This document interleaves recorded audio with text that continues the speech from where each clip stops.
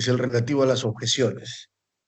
Y antes de entrar a las objeciones, quisiera establecer que nuestro Código Procesal Penal tiene un modelo que reposa bajo la premisa de que al juez hay que entregarle información de calidad para que éste pueda fallar, sea absolviendo, sea condenando. Y en ese contexto, bajo ese modelo que tenemos, es que entra a tallar las objeciones, como yo denomino, como unos instrumentos efectivos de la litigación oral. Y lo que vamos a trabajar esta sesión de clase es básicamente qué son las objeciones, para qué sirven, frente a qué eventos o circunstancias se plantean y de qué manera deben sustentarse. Básicamente esos son los puntos de lo que vamos a hablar hoy. Quiero empezar con una reflexión del profesor Carlos Dossi que dice que en el fuego de la verdad las objeciones son solo fuelles. O sea, básicamente sirven para atizar la verdad. Cuando hablamos de las objeciones, estamos hablando de un mecanismo procesal. Sirve básicamente para poder denunciar, impugnar, cuestionar o evitar comportamientos indebidos durante la audiencia. ¿Comportamientos de quiénes? De la contraparte. En la litigación oral, en el contradictorio dialéctico que tenemos, normalmente tenemos a la parte acusadora y a la parte acusada, fiscalía que tiene una pretensión, defensa que refuta o que resiste a la pretensión de la fiscalía que tiene una pretensión acusatoria, la defensa una pretensión libertaria, y en esa medida es que las partes entran a contender en el juicio. En ese sentido, las objeciones sirven para poder cuestionar comportamientos indebidos que se hacen durante las audiencias en general y en particular durante el juicio oral. Por eso es que decimos que las objeciones pueden ser encaradas a través de dos puntos de vista o dos perspectivas. Desde el punto de vista de la perspectiva jurídica y el punto de vista de la perspectiva práctica. De la perspectiva estrictamente jurídica, diremos pues que la objeción es un mecanismo para poder controvertir o cuestionar actos procesales de la contraparte. Para eso sirve la objeción, para poder controvertir, para poder cuestionar los actos de la contraparte. Entonces decíamos que las objeciones van a tener una utilidad para poder controvertir los actos procesales de la contraparte. Cuando la contraparte no actúa con sujeción a los principios de veracidad, de lealtad, de buena fe, cuando viola los principios del proceso penal, cuando se violan las reglas de evidencia que consagra nuestro Código Procesal Penal, para eso sirve la objeción. Pero desde otro lente, desde otra mirada, es decir, desde una mirada práctica, ¿no? De una perspectiva práctica, diremos que la objeción es la herramienta, mecanismo o medio para proteger nuestra teoría del caso, ¿correcto? Precisamente frente a algunos escenarios en donde en el debate, en el juicio oral, puedan afectar. Desde el punto de vista práctico, la objeción sirve para poder cautelar nuestra teoría del caso, nuestros intereses, nuestra posición que tenemos sobre el caso. Veamos el concepto de la objeción desde un punto de vista etimológico. O sea, cómo se origina la palabra, cómo surge, cómo aparece en la semántica jurídica, tiene evidentemente o hunde sus raíces en la etimología latina. Así tenemos que la palabra objeción deriva de una expresión latina, de un latinazgo, es objectio u objectionis, ambas expresiones que quieren decir poner adelante o poner, ¿no? O podría decir también reprochar. Cuando estamos hablando pues, de objeción u objeciones, estamos hablando pues la acción de poner adelante, de oponer, de reprochar. Eso es en el sentido etimológico. En cuanto al verbo, que sería obiequiere, significa lanzar delante en contra de exponer o proponer algo opuesto. Este verbo, dice, no es más que la conjunción, la comunión del prefijo op, que significa frente a o en contra, antepuesto al verbo yaquiere. Yaquiere, que quiere decir lanzar. Entonces, desde todo el punto de vista, podríamos decir lo siguiente. Podríamos decir lo siguiente, ¿no? Que cuando estamos hablando de la palabra objeción, estamos hablando de cuando uno objeta, se opone a algo o propone algo opuesto. Eso es lo que significa objetar. Oponerme a algo o proponer algo opuesto. Eso es lo que en buena cuenta significa la objeción desde el punto de vista etimológico. La gran cuestión, creo, que se debe dilucidar en esta materia es básicamente qué cosa es lo que objetamos, ¿no? ¿Qué se objeta? Creo que es la clave de la objeción. ¿Qué es lo que se objeta? Habría que decir, entonces, que lo que se objeta, no es verdad, se objeta concretamente, son las preguntas indebidamente formuladas. Que se objetan las respuestas, que se objetan los alegatos de las partes. Eso es lo que se va a objetar concretamente, ¿no? Y cuando nos preguntamos qué se objeta, básicamente la respuesta es, se objetan las preguntas indebidas, las respuestas prohibidas o los alegatos que van a violar un conjunto de reglas de litigación o de prueba conforme vamos a enseñar. Por ejemplo, si nos sujetamos a hablar de las objeciones a las preguntas, diríamos que son objetables las siguientes preguntas. Por ejemplo, ¿es objetable? La pregunta capciosa. La pregunta capciosa es aquella pregunta que utiliza un artificio o engaño para inducir a error al testigo.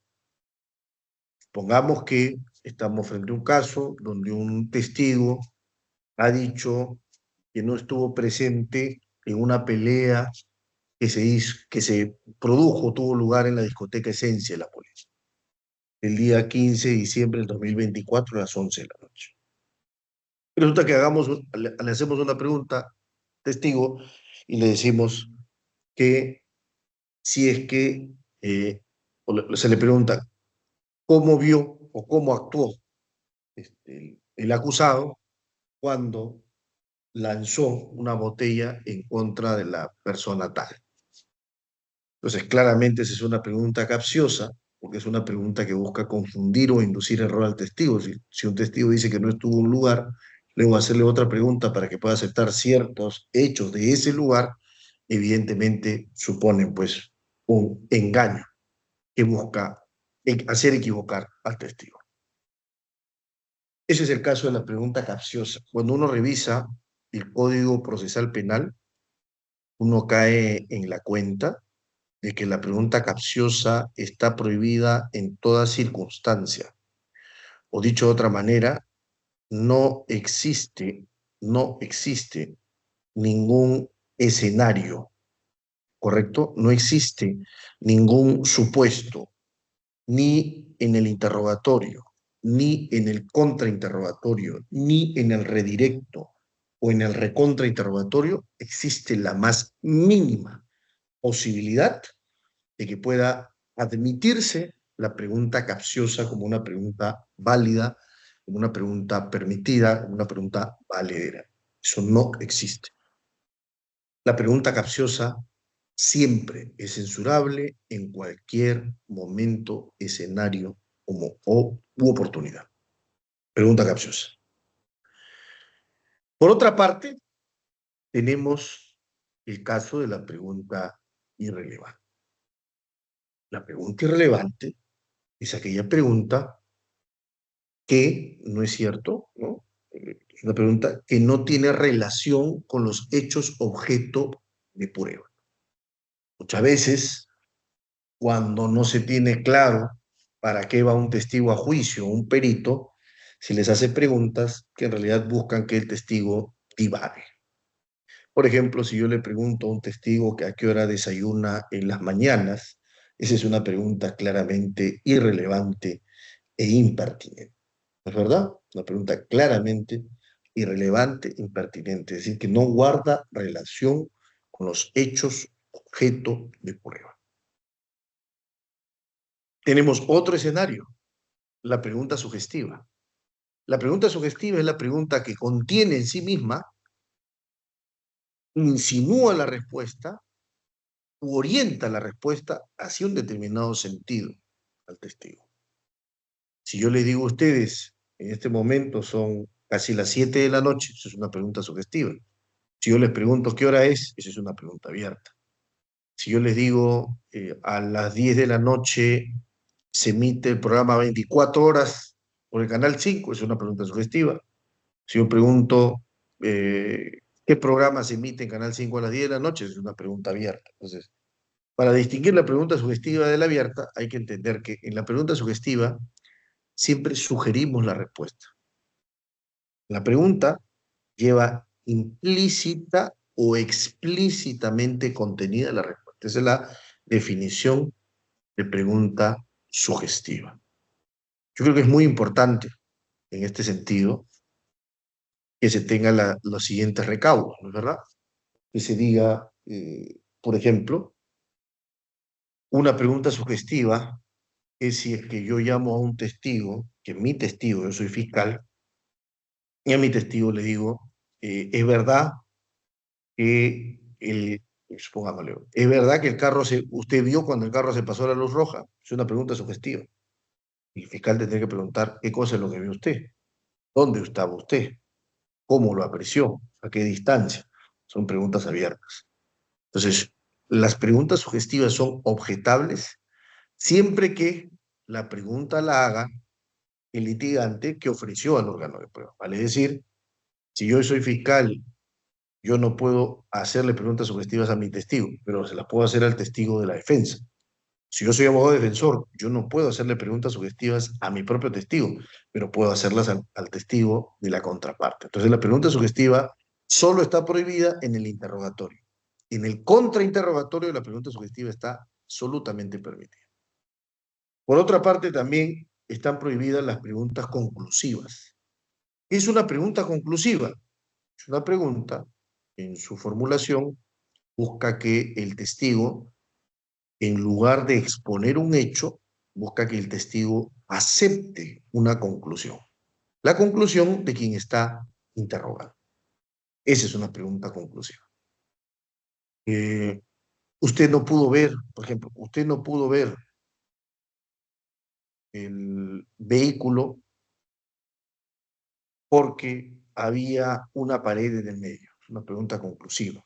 Al testigo hay que preguntarle los hechos que percibió, no las conclusiones a las cuales nosotros arribamos. Las conclusiones tienen un lugar importante, se dan en el alegato final, pero no a través de preguntas. Por eso son objetables. También son objetables las preguntas que buscan opinión, las preguntas de opinión. Si yo le pregunto al policía qué opina del comportamiento del intervenido, es una pregunta objetable, ¿no? Si yo le pregunto a un psicólogo que ha examinado el comportamiento del acusado y ha hecho una pericia psicológica al respecto, le digo qué opina del comportamiento del acusado, pero no es objetable. O sea, se objetan las preguntas que solicitan opinión a quien no tiene la calificación para dar. Las preguntas de opinión, quiero que quede claro, están permitidas para los peritos. Las preguntas de opinión están permitidas para los peritos. Sin embargo, están prohibidas para los testigos. Los testigos no pueden dar opinión. Otra categoría de preguntas objetables, las preguntas confusas, que no se entienden, preguntas ambiguas, que se entienden en más de un sentido, las preguntas vagas, que no se sabe hacia dónde se dirige el punto, ininteligibles. Cuando una pregunta no es clara, confunde al testigo, lo distrae, no tiene un contenido preciso, ¿no? Hay que objetarlo. Muy común cuando se pregunta a alguien, díganos, ¿sabe cuál es el motivo de por qué se le ha llamado a declarar a juicio? ¿Cuál es el motivo de la presente diligencia? Diga todo lo que le conste sobre los hechos que originan la presente investigación. No hay pregunta. En esos casos hay que objetar. También son objetables las preguntas especulativas. ¿Cuándo una pregunta es especulativa? Una pregunta es especulativa cuando el interrogador busca en el testigo que acepte o niegue una hipótesis y no un hecho. O sea, algo que pudo pasar pero que no pasó. Ejemplo, si yo hago la pregunta, ¿no es posible que el sujeto se encontrara todavía en su oficina en ese momento? O si el carro hubiese estado más lejos de usted, ¿podría haber cruzado la calle? Son preguntas especulativas, objetables por especulativas. No hay que preguntar nunca por lo que pudo ser, hay que preguntar por lo que pasó. También son objetables las preguntas argumentativas. La pregunta argumentativa es básicamente es un razonamiento que tiene que hacerse, pero en el alegato final, no en la pregunta. Por ejemplo, si yo digo, como usted se encontraba a 20 metros, estaba lloviendo y oscuro, usted no pudo apreciar bien la cara del ladrón, ¿correcto? Pregunta argumentativa. También son objetables las preguntas compuestas.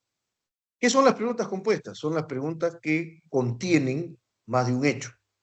O sea, en una pregunta hay dos, tres, cuatro, cinco, hay varias preguntas en una sola. Y la idea es descomponerla, hacer una pregunta por hecho. Entonces, si yo digo, ¿estuvo usted en el café de Pedro el 11 de mayo y en el de José el 13 de mayo? Una pregunta compuesta. Ahí habrían dos preguntas.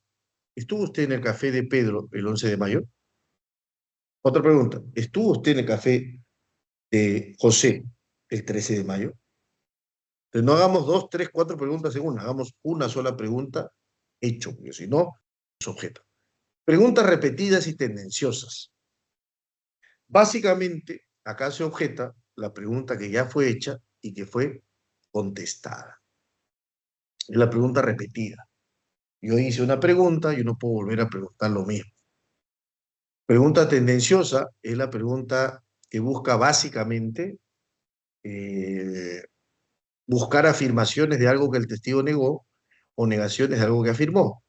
Si el testigo dice, yo no conozco a Juan Pérez, ¿cómo podría ser la pregunta? Por ejemplo, sería una pregunta tendenciosa si yo digo, ¿y cómo se llevaba Juan Pérez con su esposa? Claro, si han negado conocerla, ¿cómo podría hablar de la relación con terceras personas? También son objetables las preguntas de referencia o testimonios de vidas. Si yo hago una pregunta del tipo que le dijo Juan Pérez sobre el accidente, qué decía la gente de la pelea, qué le dijo tal persona en ese momento, todos son testimonios de oídas, preguntas de referencia que son claramente objetables.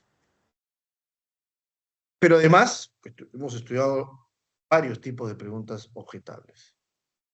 Pero lo importante acá es ver lo siguiente. No solo son objetables las preguntas indebidas, sino que surge, claro que nosotros no tenemos una base legal al respecto, pero la propuesta es, esto hay que articularlo en el litigio, en el camino diario del litigio. Surge la pregunta de si es que también se pueden objetar las respuestas, si es que pueden haber respuestas prohibidas. Claramente esto es así.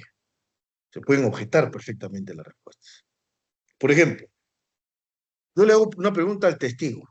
Le digo, testigo, dígame, cuéntenos sobre su formación como psicólogo forense. Y el perito se va por las ramas y empieza a hablar de, por ejemplo, cuántas pericias ha hecho en psicología forense, que no ha sido materia de mi pregunta. Empieza a hablar, está 3, 4 minutos. Yo puedo objetar. Objeción por respuesta no responsiva. ¿Por qué? Porque el perito no está respondiendo a lo que se le pregunta. Cuando el perito, cuando el testigo no responde a la pregunta, se objeta por no responsiva. la respuesta. Respuesta no responsiva, testigo no responsivo. Otro caso, cuando se le hace una pregunta a un testigo sobre los hechos del caso, pero empieza a contar cosas que no tienen que ver con el caso, con temas irrelevantes. Yo objeto la respuesta por respuesta irrelevante. O sea que si bien la pregunta está bien formulada, el problema de la respuesta que va pues por asuntos que no tienen que ver con la pregunta. También puedo objetar testigo de oídas. Cuando yo le hago una pregunta al testigo y dígame, ¿qué le consta a usted o qué es lo que usted vio el día tal en el salón de grados de la universidad tal? ¿Qué vio usted? Y el testigo dice, bueno, resulta que mi mejor amigo que estuvo ahí, estuvo en todo momento, me contó que, objeción, la pregunta es hacia lo que él vio, no solo lo que vio el tercero. Objeción a la respuesta que vulnera privilegio. Pasa en los casos en donde existe un privilegio en la declaración, un deber de reserva o de abstención. A mí como abogado no me pueden obligar a hablar sobre mi cliente. Hay allí secreto profesional. Pasa lo mismo, es verdad, si es que me quieren obligar a hablar o dar respuesta sobre mi esposa, sobre mis hijos, sobre mis hermanos, sobre mis padres. Tengo el deber de abstenerme, declarar artículo 165 del Código Procesal Penal. Si me obligan a hacerlo, entonces objeto la respuesta porque es una respuesta que está violando un privilegio de no autoincriminación o de abstención de renta impresión. Cuando, por ejemplo, el testigo da respuestas sobre aspectos que requieren una cualificación especial. A mí me parece que el acusado era un tipo problemático, además era un psicópata. Objeción. El testigo no acreditó ser un psiquiatra y ahí evaluó a mi cliente para emitir una calificación de ese tipo. En todos esos casos se pueden objetar las respuestas. Pues no solo eso, sino que también se pueden objetar los alegados. O sea, se objetan preguntas prohibidas, se objetan respuestas prohibidas y se objetan también, desde luego, alegatos. Todo eso puede ser objetado, ¿correcto? Todo eso puede ser objetado perfectamente. Y aquí quiero hacer una precisión que es importante. Hay todavía una discusión en la doctrina, un sector que dice que los alegatos no merecen objeción, sino refutación, es decir, que cuando te toque alegar ya la vas a contestar. Yo creo que no es así. Otros como yo que sostenemos que sí se pueden objetar los alegatos. Voy a poner algunos ejemplos. ¿En qué casos, por ejemplo, podría objetar el alegato de apertura? Cabe objetar el alegato de apertura cuando, por ejemplo, en mi alegato de apertura empiezo a hacer argumentaciones, conclusiones o inferencias probatorias que deben hacerse en el alegato final después de juicio y no antes de juicio. En ese escenario, por ejemplo, cabe la objeción del alegato de apertura. ¿En qué otro escenario cabe objeciones? Por ejemplo, yo puedo objetar el alegato de conclusión. En qué supuesto puedo objetar el alegato de conclusión? Cuando, por ejemplo, se argumenta sobre hechos no probados, se cita jurisprudencia dolosamente errada, fuera de contexto, se cita una prueba que no existe, se suprime una prueba que sí se practicó o se distorsiona la prueba. Por ejemplo, es un caso de violación. Sostengo que la Fiscalía no ha sido capaz de probar el daño psíquico porque pese a que ha habido un perito psíquico en juicio que ha declarado, este no pudo establecer el daño de la presunta gravedad. La Fiscalía me objeta objeción al alegato final. El abogado está distorsionando la prueba. Está distorsionando porque la conclusión no fue que no había daño. La conclusión fue otra. Que sí había daño, pero que el daño era a nivel moderado y no grave, que es una cosa distinta a decir que no se estableció daño. O por ejemplo, yo digo que pese a que ha habido pericias psiquiátricas, se ha establecido que no hay daño, me objeten en esa objeción. Nunca ha habido pericia psiquiátrica, lo que hubo fue pericia psicológica. Son dos cosas distintas, la pericia psiquiátrica y la psicológica. Con todo esto, quiero decir, y esto como epílogo de la conferencia, Luego vamos a pasar a las preguntas. Con todo esto quiero decir que la objeción en realidad tiene un mecanismo, una forma de plantearse. Yo tengo que plantear a viva voz, fuerte y claro la objeción. Objeción. Seguidamente, la fundamento. La otra parte puede refutarla y finalmente viene la decisión del juez. Pero quiero que quede claro esto. Objeción fuerte y claro. El planteamiento de la objeción tiene que ser fuerte y claro. La fundamentación es, por ejemplo, objeción, pregunta subjetiva. El juez con ese solo planteamiento puede resolver sin correr traslado a la otra parte. No es obligatorio correr traslado. Supongamos que no corre traslado. El juez decide, al lugar, no al lugar. Al lugar, reformule, no al lugar, continúe. Hay que estar, además, muy atentos para poder fundamentar rápido la objeción. Y fundamentación debe ser sumaria, breve, corta, rápida, al punto. Planteo la objeción, la fundamento y tengo que estar, además, en la capacidad de refutar si me objetan. Si yo objeto, tengo que saber fundamentar, pero si me objetan, tengo que saber defender mi pregunta o refutar. Y finalmente viene la decisión. El gran drama de los juicios hoy es que la objeción se demora mucho en resolver. Es muy larga al sustentar, es muy extensa al refutar, demora mucho en decidir. La objeción tiene que ser un mecanismo absolutamente somero, rápido, corto en el juicio, un incidente que no impide la continuación del juicio mismo. Eso debe ser la objeción. Entonces, ¿cómo se debería objetar? Mi recomendación es que la objeción debe ser oportuna. Si yo objeto la pregunta, tengo que objetar antes que el testigo conteste. Si el testigo contestó, la objeción es tardía, se rechaza por tardía. Dos, me dirijo al juez y no al fiscal. Si soy fiscal, no me dirijo al abogado, me dirijo al juez. Objeción, señor juez, el que resuelve. Tres, primero se objeta y luego se sustenta. O sea, yo no digo la pregunta está, no, primero digo la pregunta es sugestiva, siendo su propio testigo. La pregunta es irrelevante, la pregunta es de opinión, la pregunta es capciosa, la pregunta es especulativa. Luego sustento por qué. Después tengo que tener claro el fundamento jurídico de por qué objeto, sin mucha argumentación, si el argumento excesivo no cabe ahí. Y finalmente tengo que tener claro que la objeción tiene básicamente dos efectos o dos consecuencias. El efecto, la consecuencia inmediata de la objeción, ¿qué es? Que básicamente la información que estaba incorporando la otra parte finalmente no se incorpore o no se ingrese al juicio. Pero el efecto inmediato es que la objeción, incluso si no fuese rechazada, podría eventualmente servir para plantear una nulidad más adelante, para plantear una casación, o sea, una objeción irresuelta o resuelta equivocadamente puede ser el día de mañana las bases de una apelación o de una casación.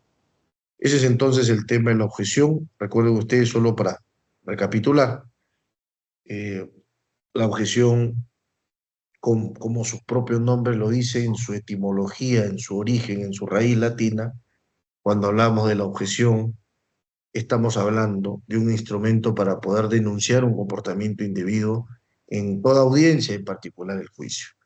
Se objetan no solo las preguntas prohibidas, también las respuestas prohibidas, también los alegatos, desde luego, pero también, es verdad, hay que tener en cuenta que la objeción es un procedimiento absolutamente célere, rápido, sumario, que no impide la continuación del juicio. Hay que tener la técnica para objetar, hay que hacerlo fuerte y claro, hay que ser muy preciso, ir al punto. La refutación y la resolución tienen que ser también muy claras y muy concisas. De manera que con esto he terminado mi exposición. Quedo ustedes a las preguntas que tuvieran a bien formularme. Estimados doctores, adelante con su pregunta.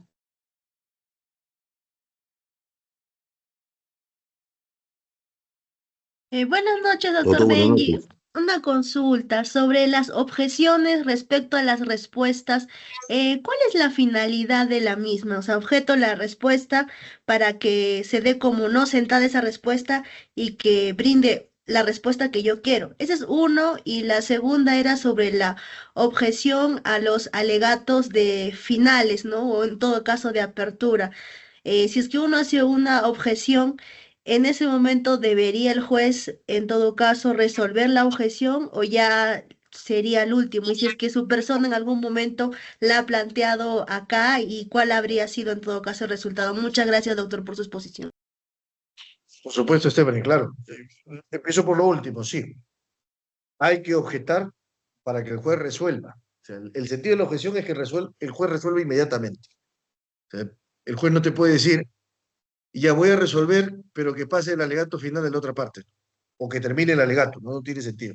La objeción es para que conteste y resuelva de inmediato el juez. Sí he formulado objeciones, en algunas han aceptado, en otras no. Y lo primero que hay que decir es, en el caso de las objeciones de las respuestas, es muy claro, porque cuando uno objeta las preguntas, tú estás objetando el medio para procurar el dato. Yo hago una pregunta para obtener prueba. La prueba no es la pregunta, la prueba es la respuesta del testigo. Si yo puedo objetar el medio para obtener la prueba, ¿por qué no puedo objetar la prueba en sí misma? No es un sentido de lógica que yo planteo de la necesidad de hacer las objeciones a la respuesta, que no tienen base legal. No existe una base legal específica, como si lo tienen las objeciones a las preguntas, que están en el artículo 378.4 del Código Procesal Penal, pero yo creo que eso no impide que se puedan hacer las objeciones a la respuesta. Otra pregunta, por favor. Doctor, buenas noches. Una Sí, haga pregunta. otra pregunta. ¿Qué tal? Buenas noches con todos. Una pregunta. En relación a la técnica que usted utiliza para... inter- He perdido la conexión porque no se escucha nada. Por favor, nuevamente su pregunta, doctor. Sí, buenas noches. No sé si la conexión me permite, ahora sí me puede escuchar. Recién, sí. Sí, doctor, gracias. Quería preguntarle acerca de la técnica que usted utiliza en los interrogatorios a los peritos de parte. He visto algunos videos donde usted ha realizado interrogatorios a peritos, pero yo sé que en algunos casos, dependiendo si uno defiende al imputado o al agraviado, la técnica va a variar. En su experiencia, ¿debemos nosotros concentrarnos en el contenido de ese dictamen o en la formación del perito? Yo creo que a ver, no hay que ignorar nada. Si yo puedo atacar tu formación por una deficiente, incompleta, por omisiones en la formación, la ataco. Si es que además puedo cuestionar el contenido de su pericia, la cuestiono. Si es que solo puedo cuestionar, digamos, el contenido porque, digamos, su formación sí es buena, pero su trabajo ha sido malo, entonces yo ataco lo malo. O sea, yo tengo que elegir, dependiendo del caso, qué voy a atacar. Y acá hay que ser claro, ¿no? Cuando uno interroga, contrainterroga, digamos, ningún testigo o perito se parece a algún otro. Pero no es igual a ningún otro. Puede parecerse, sí, pero no es igual a ningún otro, ¿no? Cada testigo o perito es único. Cada órgano de prueba es único para examinar. Siguiente pregunta, por favor. Muchas gracias. Adelante, doctor, con su pregunta. Estimado doctor Benji Espinosa, todo ha sido claro. Queremos agradecerle por su exposición. Muchas gracias. Esperamos contar con usted en otra oportunidad. Muchas gracias a todos los participantes. Que tengan muy buenas noches. Muchas gracias, muy buenas noches. Cuídense, buenas noches.